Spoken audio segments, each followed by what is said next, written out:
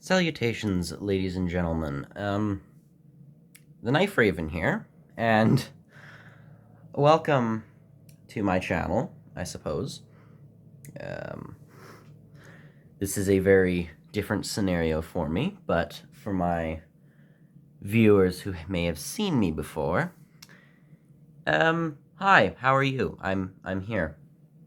I'm glad to see you're here.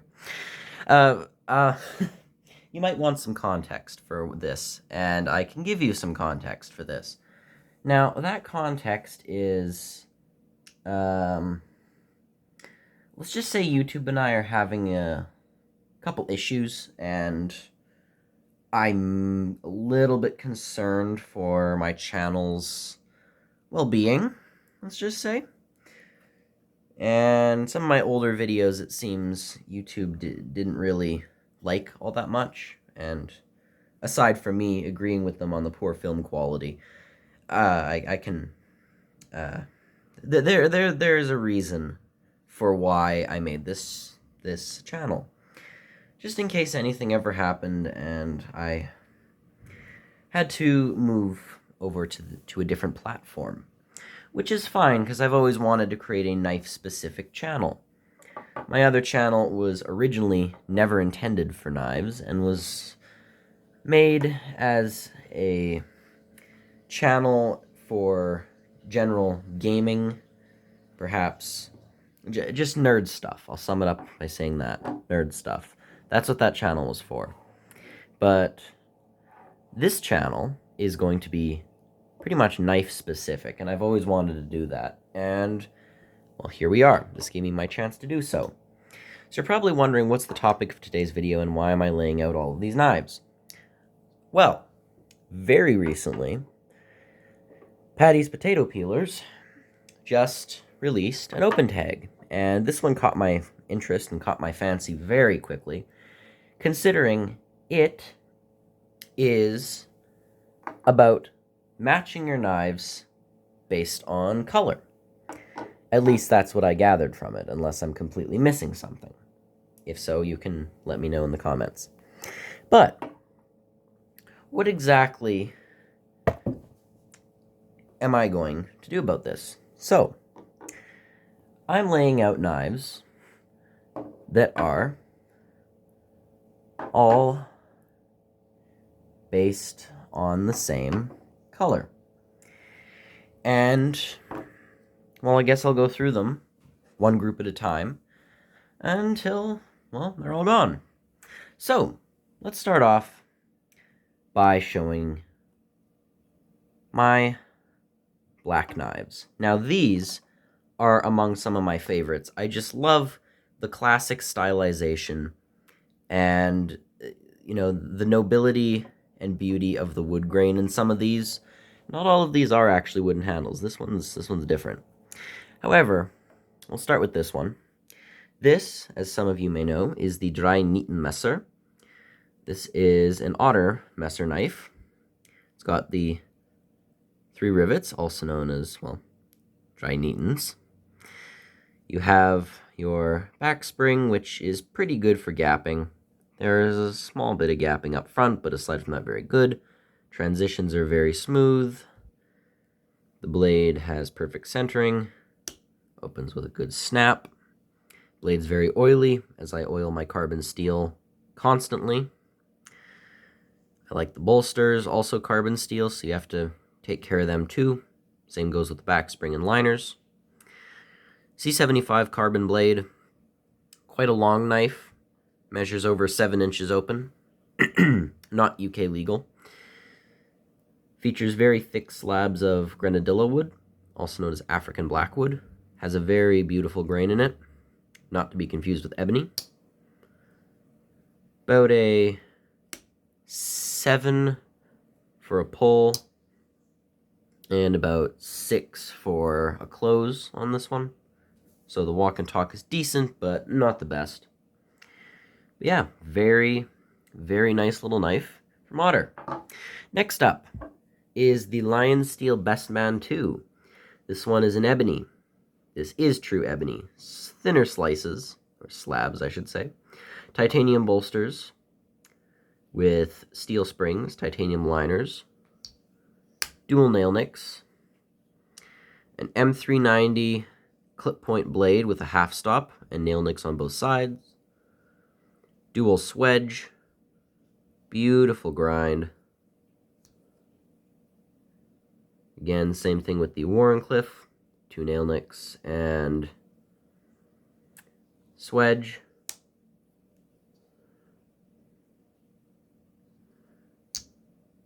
Very strong half stops. Beautiful fit and finish. I believe this is a UK legal slip joint, so that's also a benefit of this. Very nice, modern, traditional knife from Lion Steel. Next up, this is my Michael May Custom. File-worked back spring, brass liners and bolsters, brass pins, nail nick to open up the Warrenclyffe blade with about a 7 or an 8 pull. 420HC blade, and yes, I've confirmed that. Stainless steel spring, and bog oak handles, well over 5,000 years old. Beautiful knife that I like to carry, particularly when I'm wearing black. I carry this as a secondary carry, along with either my best man or my 3 rivet. Because I often carry multiple knives at once, just for practicality. I have a smaller blade for smaller tasks in an environment when I don't want to have something that will be seen as threatening, and a larger blade if and when I have a larger task, such as opening a larger box or the like. Yeah, Michael May Swayback from Sheffield. Next up, we have this. Encased in a very pretty leather slip, we have one of my most recent knives. The Moki Shimafukuro, also known as the Blakiston's fish owl, named after an endangered species of fish owl. This is a very nice little lockback, seamless blade to spring transition, incredibly smooth action despite having no blade wobble. Very nice sharpening choil on this AUS 8 blade, and black linen micarta handles, which make for a very comfortable and very thin grip, along with a nice lock to prevent the knife from closing on you. Very nice knife from Japan. Moki is quickly becoming one of my favorite brands from this knife alone. So, Moki Fish Owl. And that's it for my black knives. Now, moving on to green. First, you've got the Little Doctor, also from Ottermesser. Very nice pull of about 7 or 8. It's got the otter. This is a stainless blade. A little bit of gapping on this one with the brass liners and pins, stainless spring, and some pretty thick pieces of green dyed bone. Very nice finger choil, very comfortable to hold, and has a very nice snap when closing. Just a very nice 5th pocket friendly little knife that's got a very short blade length and is sure to not be threatening. So yeah, Ottermesser Little Doctor. Next up is another German knife. This is the Boker Stockman Castleberg. Now, this one doesn't look very green, but in person, the wood almost has a slightly mossy green tint to it, and for that reason, I decided to include it. So you've got the Boker Oak Tree Shield, Castlewood, Ancient Aged, and then Burnt Oak Wood from a castle, nickel silver pins, brass liners, stainless spring. This one's numbered. You have a nail nick, which opens up to an 01 tool steel carbon clip point blade with an acid wash finish, which just complements that wood beautifully, and nickel silver bolsters as well. Again, these have perfect fit and finish. These are equal, if not better, than GEC Northfields. These are absolutely incredible, and the price on them, you can't beat it. Next up, a GEC, the Farm and Field Farmer's Jack. This is the number 99, and this one again doesn't look green, and this is supposed to be a lot lighter of a color, probably closer to the Jack right here. This is supposed to be green linen micarta. It's got a brass lanyard hole, carbon steel spring and liners, brass pin, got the logo on that rivet right there, nail nick to open, to a spear point blade of 1095 carbon steel, very good fit and finish, almost no blade play at all, very comfortable grip, strong lock back, good walk and talk. Just a very good, solid working knife that, again, is traditional and won't scare people, but it's very discreet and very nice with that almost brownish green micarta.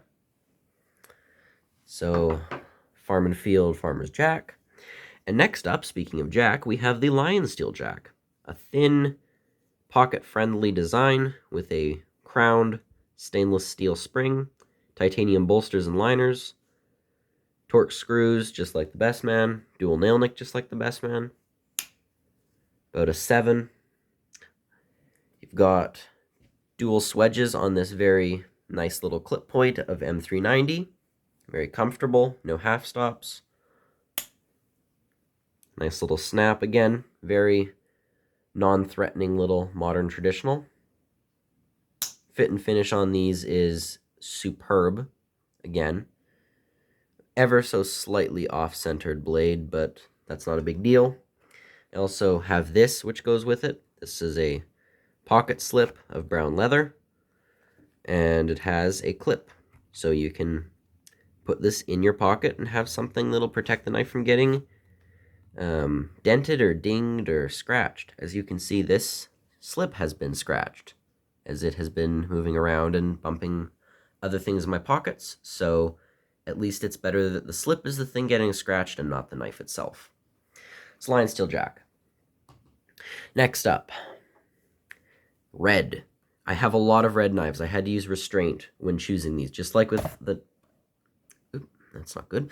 Just like with my black knives, it was very difficult because I have quite a few red knives, most of which are Swiss Army knives, but I figured that would be a very easy thing to do, so I wanted to do something different. Case in point, the Joseph Rogers and Sons Lambfoot in this nice resin rosewood. Nickel silver bolsters, brass pins and liners, stainless steel spring. Opens up to a beautiful mirror polished stainless lamb's foot blade. I absolutely love the ergonomics on this, and this blade is a razor. It is incredibly sharp, and it's not threatening, it's not scary. It will be perfect for everyday tasks, and that flat edge is perfect for draw cuts. Just an amazing knife with surprisingly decent fit and finish. Not that expensive. You can get these for pretty reasonable prices, and yeah, it just looks beautiful. It's made well, and it's got some good walk and talk too.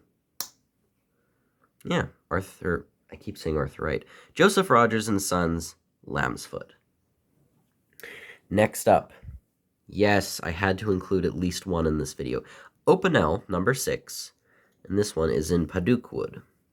You got the rotating locking ring, a piece of Paduke wood, and a very nice mirror-polished 12C27 Sandvik blade. Really comfortable, as always. The lock will keep your fingers safe. Very easy to maneuver and very easy to use. Ultra simplistic, ultra inexpensive, and very classy and easy to carry and not threatening. Again, absolutely beautiful wood. Paduke, very nice purplish red color. Yeah, absolutely one of my favorite carries. You can get this also in the number 8 size if you want something a bit bigger, which I do indeed have. Next up, a unique one. This is the German Bull Barlow in cherry red pickbone. Nickel silver bolsters with that Barlow stamp on one side. Nickel silver pins, are those brass pins? Brass. with brass liners, stainless steel springs, French nail nicks on the blades. You have a nice traditional Barlow clip point of stainless steel, and then you have, when you close that, sorry, some noise in the background, you have this very interesting little razor. Now, I personally don't see the use of this in most senses, but this finger choil does make for a very comfortable grip, so I could see this being a good box opener, letter opener, and the such. There are a lot of benefits to it overall. And yeah, I think that aside from being a box opener, this, if you sharpened it, you could use this as a small on-the-go razor if you need to shave. But for me, I don't carry this one that much. I do carry it conveniently when I go to the barber.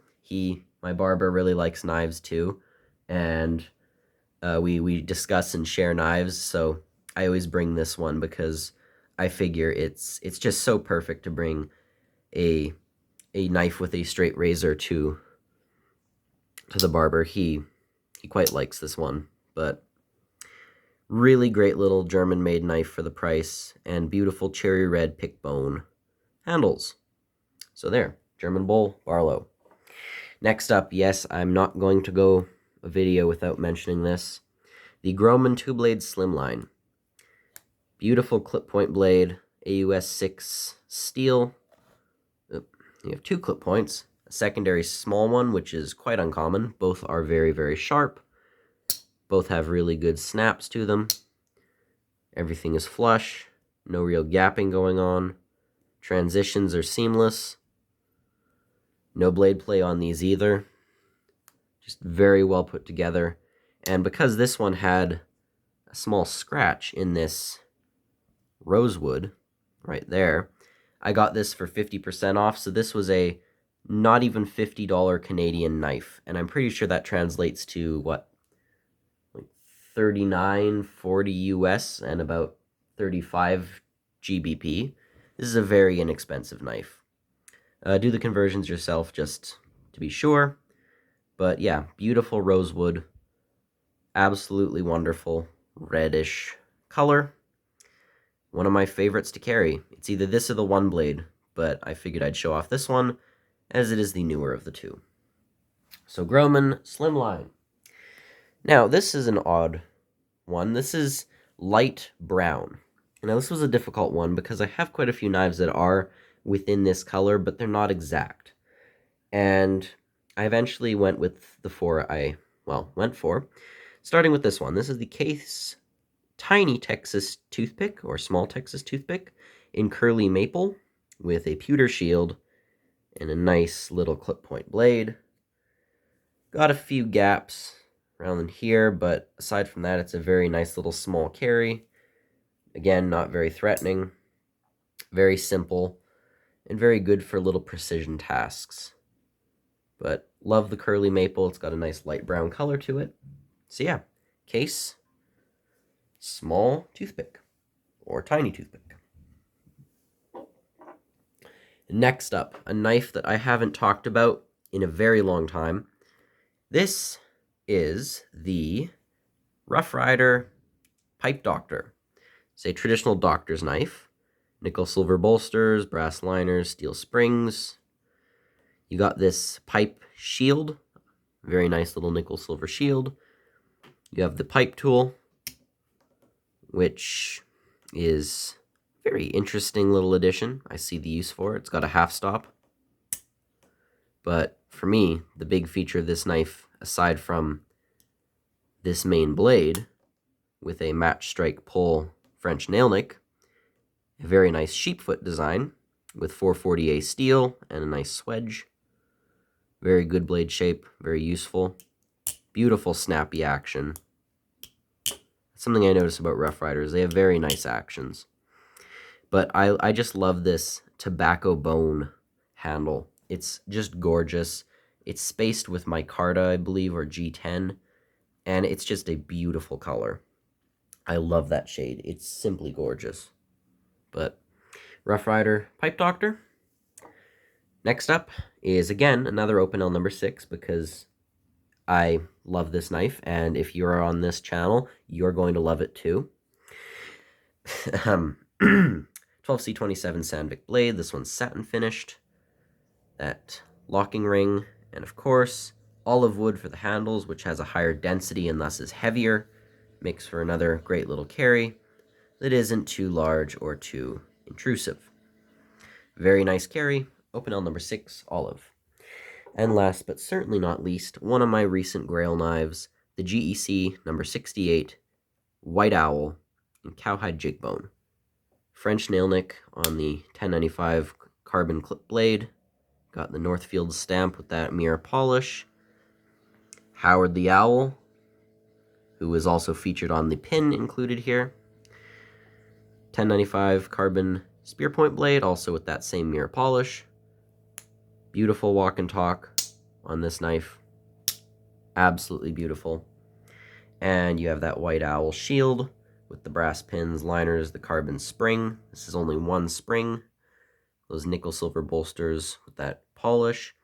And then the cowhide jig bone with that nice light brown pattern and those little black specks for a beautiful, beautiful grain pattern. Absolutely beautiful. Love this knife. Made in the USA by Great Eastern Cutlery. So that's it, my friends. That is all 8. Or, sorry, 8. What am I saying? 16. Wow. I guess I brought out more knives than I planned. Anyways, thank you for sticking through that video with me. I tried to make it as short as possible and still managed to get 21 minutes on it. But, you know, there's that. Anyways, I hope that this response wasn't too dreadful. I hope it wasn't too bad. I'm, as you can see, still very early in the morning, haven't had enough coffee yet. Again, this whole situation with my other life alternate channel, alternate persona, whatever you want to call it, that it'll probably come to nothing. And it was just one of my old videos got in trouble because apparently something had changed and YouTube didn't really like it, and because of that I took it down, but I still have to wait a while before I can do anything on that channel. So this will be my outlet until I can do anything further over there. And who knows, this might end up becoming my new knife channel because I think the Knife Raven has a much catchier tone for cutlery than the Streaming Enderman. So, whatever you feel about that, I personally think that this has a better ring to it. But aside from that, thank you for watching. Go subscribe to Patty's Potato Peelers, if I'm sure you have already, because there's no way you would have found this if you didn't know who he was. But in the meantime, thank you for watching, and I hope to see you soon. This is the Knife Raven signing off. Goodbye.